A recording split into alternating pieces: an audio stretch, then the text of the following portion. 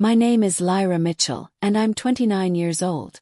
There I was in my ivory silk dress, cutting our 3-tier vanilla cake with my husband Derek. The room buzzed with laughter and champagne toasts, but a hollow ache settled deep in my chest.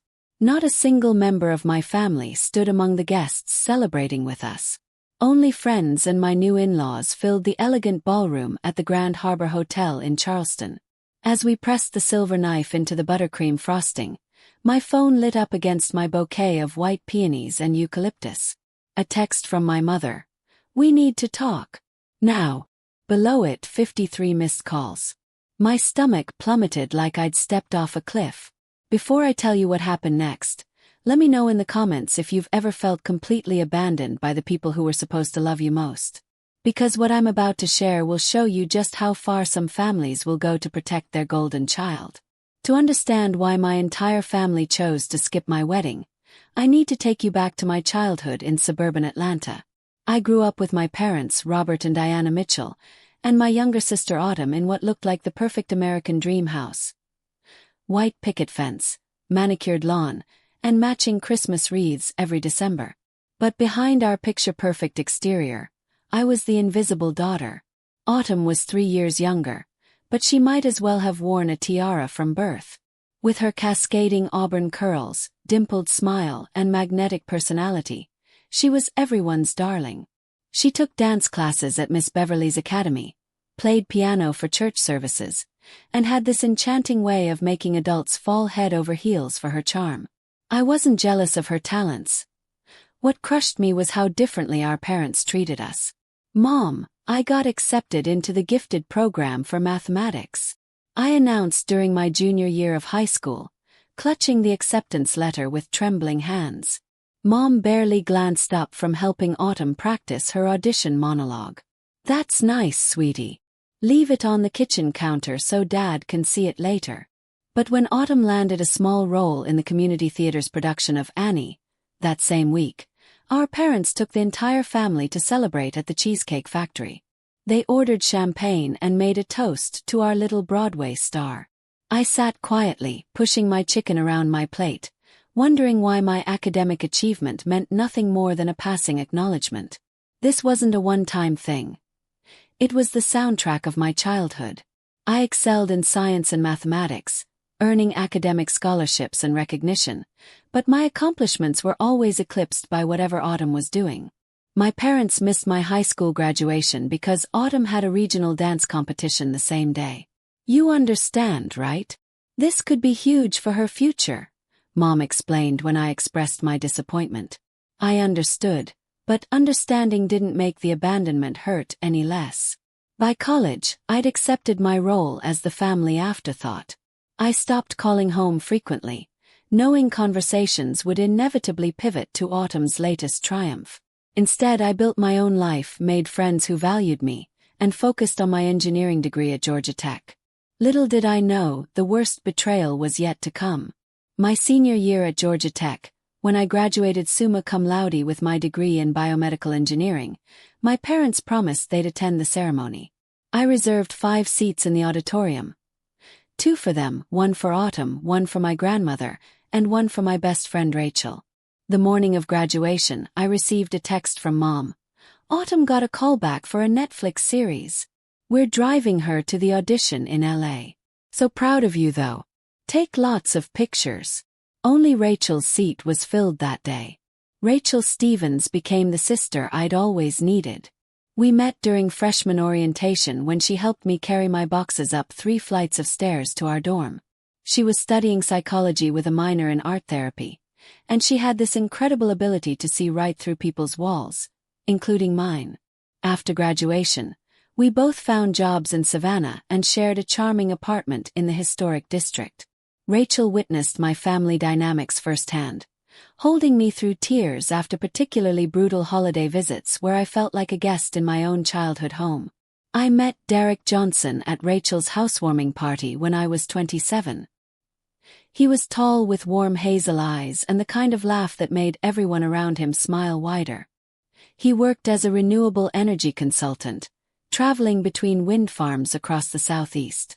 On our third date at a cozy seafood restaurant overlooking the Savannah River, I found myself telling him about my family situation. I expected the usual uncomfortable sympathy most people offered when I shared these stories. Instead, Derek reached across the table and took my hand firmly. "Lyra, that's not normal or acceptable. You deserve so much better from the people who are supposed to love you unconditionally." No one had ever validated my feelings so directly. For years, I'd wondered if I was being overly sensitive or selfish for wanting basic recognition. Derek helped me see that my pain was legitimate and that my family's treatment of me was genuinely toxic. As our relationship deepened, Derek encouraged me to establish boundaries with my family. "You can't change them," he'd say gently, "but you can change how much power you give them over your happiness." He suggested I see a therapist, which I eventually did. Dr. Amanda Clark helped me understand emotional neglect and how it had shaped my self-worth. I began practicing what she called radical acceptance of my family's limitations. I stopped chasing their approval and focused on building a life that brought me joy. Derek became my anchor, my biggest supporter, and my safe haven. His family welcomed me from our first visit to their farm in North Carolina. His mother, Linda, called me regularly just to chat about books we'd both read. His father, Tom, sent me articles about clean energy innovations he thought might interest me. His sister Katie became the sibling relationship I'd always craved with Autumn. "Your family now," Linda told me during my second visit, hugging me tight on their wraparound porch. "And in this family we celebrate everyone's victories, no matter how big or small." I cried in their guest bathroom that night, overwhelmed by such simple kindness that felt foreign to me. Derek found me there and held me without words, understanding exactly what those tears meant. With therapy, Derek's unwavering support, and my own determination, I made myself a promise. I would stop measuring my worth by my family's inability to see it. Derek proposed on our 2-year anniversary at the Fox Theater in Atlanta, where we'd had our first official date watching The Lion King musical. During intermission, the spotlight suddenly focused on our seats, and the lead actor announced over the microphone, "Ladies and gentlemen, we have a very special performance tonight." A custom video began playing on the theater's massive screen, featuring photos and clips of our relationship set to "Can You Feel the Love Tonight?" When the lights came up, Derek was on one knee beside me, holding an elegant solitaire diamond ring. "Lyra Mitchell, you are the strongest, most brilliant, most beautiful woman I've ever known. Will you marry me and let me love you exactly as you deserve for the rest of our lives?" Through tears and laughter, I said yes as 3,000 people erupted in applause. It was magical, thoughtful, and so completely Derek. That night, as we celebrated with takeout Chinese food and champagne in our apartment, the familiar anxiety began creeping in. I needed to tell my family. "They'll be happy for you," Derek assured me, though I caught the slight hesitation in his voice. I called my parents the next morning, my stomach in knots. Mom answered on the 4th ring, sounding distracted. "Hi Mom, I have some exciting news. Derek proposed last night, and I said yes. We're engaged."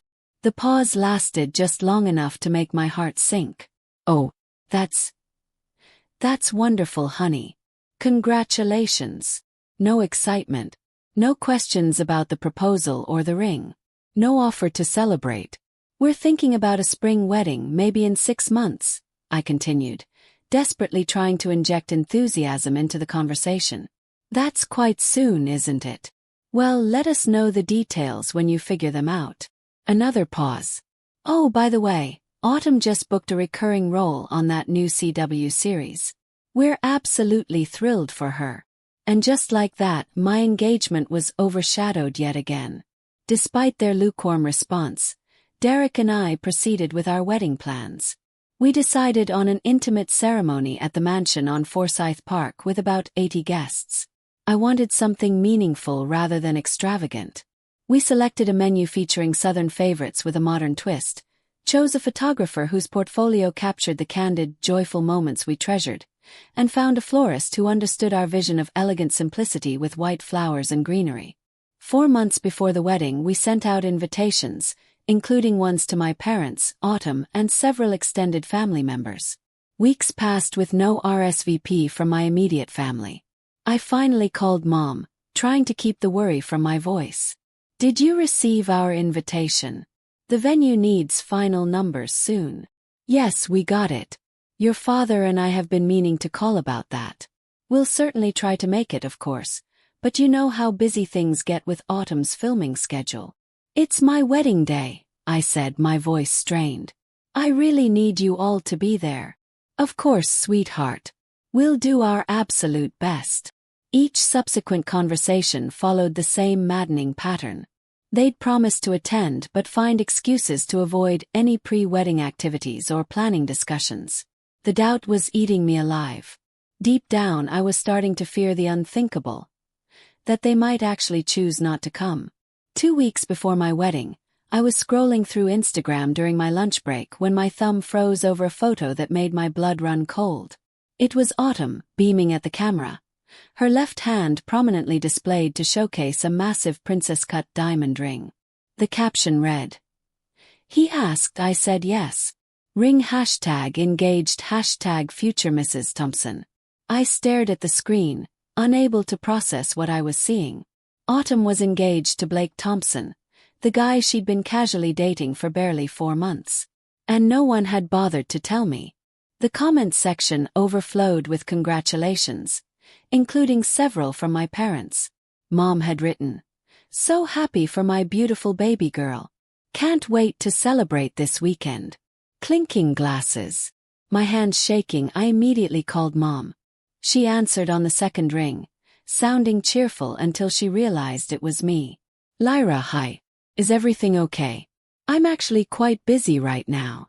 "Autumn's engaged," I interrupted, my voice barely above a whisper. "Oh, you saw the post." "Yes, Blake proposed last weekend. It was so romantic. He took her to that vineyard in Napa Valley." "And why didn't anyone tell me?" The words came out sharper than I intended. "Well, honey, you've been so busy with your own wedding plans. We didn't want to overwhelm you with more news." Something in her tone felt wrong. I pressed further. "Mom, what's this about celebrating this weekend? My wedding is in 2 weeks." Another pause, this one longer. "Autumn's having an engagement party on Saturday. Just family and close friends, you understand." My world tilted. "This Saturday? But that's my wedding day." "Is it?" Her voice sounded artificially confused. "I thought your wedding was the following weekend." Autumn's had this date planned for her party for weeks now. How could she have planned it weeks ago when she just got engaged last weekend? Logic cut through my shock. "Well, they've known they were getting engaged. They just made it official recently." Mom's voice took on an irritatingly reasonable tone. "Honey, would it be possible for you and Derek to reschedule?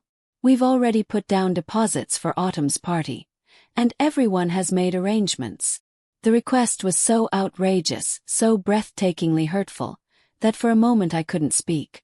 Reschedule my entire wedding, with vendors booked, guests invited, everything arranged, because my sister decided to have her engagement party the same day? "No, Mom. We cannot reschedule our wedding. We have 80 people coming, contracts signed, everything finalized." She sighed as if I were being unreasonable. "Well, I suppose we'll have to figure something out. But you know how important this is for Autumn. She's been dreaming of this moment for months.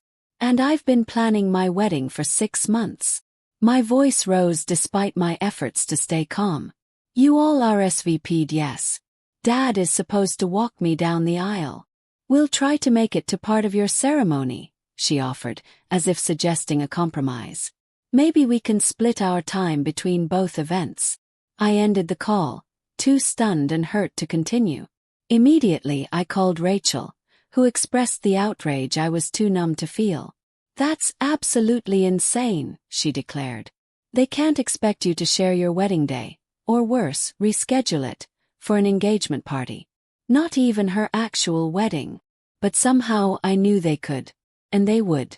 The night before my wedding, I barely slept. I'd received a few more texts from Mom over the past week, each making it increasingly clear they'd chosen autumn's celebration over my wedding. The final message read, "We'll try to stop by your ceremony if we can get away from setup for autumn's party. Hope you understand. Family comes first. Family comes first." The irony wasn't lost on me. In their minds, autumn was family. I apparently was not. The morning of my wedding arrived with unseasonably perfect October weather. Rachel arrived at my hotel suite at 9 sharp with coffee from my favorite cafe and fresh croissants from the French bakery downtown. "Today is about you and Derek," she said firmly, setting down the breakfast spread. "Focus on that love, on the life you're building together. Everyone else is just background noise." The hairstylist and makeup artist arrived right on schedule, transforming my tear-swollen face into something radiant. Rachel proved to be an exceptional maid of honor, anticipating needs I didn't even know I had and keeping me laughing with stories from our college days. By the time I stepped into my wedding dress, a stunning A-line with delicate lace sleeves and a cathedral train, I almost felt like the bride I'd always imagined being. Almost, but not quite. The hollow feeling returned as I realized there would be no mother to help with my veil, no father waiting to walk me down the aisle, no sister to share this milestone with. "You look absolutely breathtaking," Rachel said, helping with the final touches. "Derek is going to lose his mind when he sees you." A knock at the door interrupted us. When Rachel opened it, Tom, Derek's father, stood there in his navy tuxedo, looking slightly nervous but determined. "I hope I'm not overstepping," he said, his kind eyes finding mine. "Derek mentioned that your father might not be here today. I wanted to offer to walk you down the aisle if you'd like. No pressure at all. Just an option." The unexpected kindness brought fresh tears that threatened to ruin my makeup. "I would be honored, Tom. Thank you so much." He nodded, clearly emotional himself. "The honor is entirely mine, Lyra. You've made our son happier than we've ever seen him. You're already family. Today just makes it official." As we arrived at the venue, my phone remained silent. No messages from my parents, Autumn, or any extended family. I'd known not to expect them, but the confirmation still stung like salt in an open wound. "Give me that," Rachel said, noticing me checking my phone compulsively. "No distractions today. This day is perfect exactly as it is." The mansion looked absolutely magical. Late afternoon sunlight streamed through the tall windows, illuminating our white and green floral arrangements and the polished hardwood floors. It should have been everything I'd dreamed of. "Your family hasn't arrived yet," the wedding coordinator noted as our scheduled start time approached. "They're not coming," I said simply, the words tasting bitter. "We can begin." Derek's family filled their side of the aisle beautifully. Aunts, uncles, cousins, and family friends, all smiling and excited. My side remained notably sparse, with just Rachel's family, my college friends, and a few work colleagues. At 5:30, with still no sign of my family, we decided to begin without them. The ceremony itself was brief but deeply meaningful. Derek and I had written our own vows, and his brought tears to my eyes and laughter from our guests. "Lyra," he began, his voice steady despite the emotion in his eyes, "I promise to be your partner and equal in all things. I promise to celebrate your victories as if they were my own, to stand beside you through whatever challenges we face, and to create a home where you never question your worth. You are the strongest person I know, and I'm in awe of your resilience. Today I'm not just gaining a wife. I'm creating a family with you, one where love is never conditional and support is never withheld." The reception flowed beautifully in the mansion's elegant ballroom. Despite the notable absences, the room buzzed with genuine love and celebration. Derek's extended family and our friends filled the space with laughter and heartfelt toasts. We had our first dance to At Last by Etta James, swaying together in the center of the dance floor as everyone watched. When the song ended, Tom stepped forward for the father-daughter dance, a gesture that brought fresh tears to my eyes. "Thank you," I whispered as we moved across the floor, "for everything today." "Your family now," he replied simply. That's what family does. The evening progressed with dinner, more dancing, and heartfelt speeches. I found myself genuinely enjoying the celebration, despite the ache that lingered beneath my smile. Derek rarely left my side, as if sensing when my thoughts drifted to those who had chosen not to be there. Finally, it was time to cut the cake. A 3-tier masterpiece decorated with fresh white peonies that matched my bouquet. Derek and I stood behind it, smiling for the photographer as we positioned the knife together. "Ready?" he asked, his hand covering mine on the silver handle. I nodded, and we pressed the knife into the bottom tier as everyone applauded. It was at that precise moment that I felt my phone vibrate against my leg where I'd tucked it into a hidden pocket of my dress. As Derek began cutting slices for our guests, I discreetly checked the screen. A text from Mom. "We need to talk now." Below it, I saw 53 missed calls. All from my parents and even Autumn, all within the last 2 hours while I'd been celebrating my wedding. My stomach dropped like I'd been punched. What could possibly have happened to prompt such urgent communication after they'd essentially abandoned me today? "Everything okay?" Derek asked, noticing my expression change. I showed him the screen. "I have no idea what to make of this." "Whatever it is can wait," he said firmly. "This is our wedding day. They made their choice earlier." Part of me agreed. Wanted to silence my phone and continue celebrating without giving my family another thought. But another part, the part that had always hoped for reconciliation, made me hesitate. What if something's really wrong? Yes. Derek studied my face, then sighed. "If you want to call them back, I understand. But remember, you don't owe them your time today. This day belongs to us." I squeezed his hand gratefully. "I'll step outside for just a minute. If it's nothing important, I'll come right back and we'll dance the night away."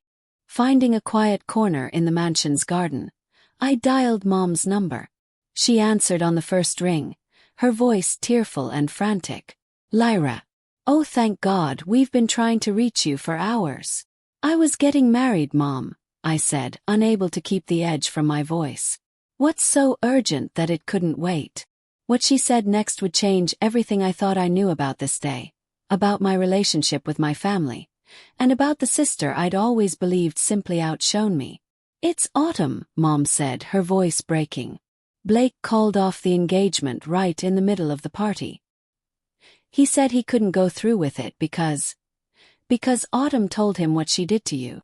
I sank onto a nearby bench, trying to process her words. "What do you mean? What did she do to me?" Mom's breathing was uneven. "Autumn lied to us, Lyra. About everything. She deliberately scheduled her engagement party on your wedding day. She told us you had changed your wedding date and didn't bother telling us because you didn't want us there." The world seemed to tilt beneath me. "What?" "She showed us fake text messages from you saying you wanted nothing to do with us, that you were having a private ceremony with just Derek's family because they were your real family now. She said you specifically asked us not to come." My hand trembled as I gripped the phone tighter. "Mom, I never sent any texts like that. I've been calling and begging you all to come for months." "I know that now," she admitted, her voice small. "Blake confronted Autumn today when she made a comment about finally being the center of attention for once. When he pushed her on it, she broke down and admitted everything. She created fake conversations, deleted your real messages from our phones when we weren't looking, and even intercepted your physical invitation." The magnitude of Autumn's deception overwhelmed me. "But why would you believe I wouldn't want you at my wedding?" Dad's voice cut in. I was on speakerphone. "The truth is, we knew we hadn't been good parents to you, Lyra. We knew we'd favored Autumn, missed your important moments, failed to celebrate your achievements. When she told us you didn't want us there, part of us believed it because we felt we deserved that rejection. So you just accepted it, without fighting for a relationship with me." "We were cowards," Mom admitted. "It was easier to believe Autumn's lie than face how badly we'd failed you." We talked for another hour. A painful but necessary conversation that began exposing the dysfunctional patterns defining our family for decades. No magical reconciliation occurred that night, but something shifted. A door opened that had long been closed. 6 months later, true to their word, my parents had started therapy. Harper entered treatment too. We began family counseling sessions that were difficult but healing. As Derek and I prepare to welcome our first child, I'm determined to break the cycle. Our daughter will never wonder if she's loved or enough. Sometimes hearts must break completely before they can heal stronger. Mine broke that wedding day when I stood alone. But from that breaking came clarity I might never have found otherwise. For that, despite everything, I'm grateful.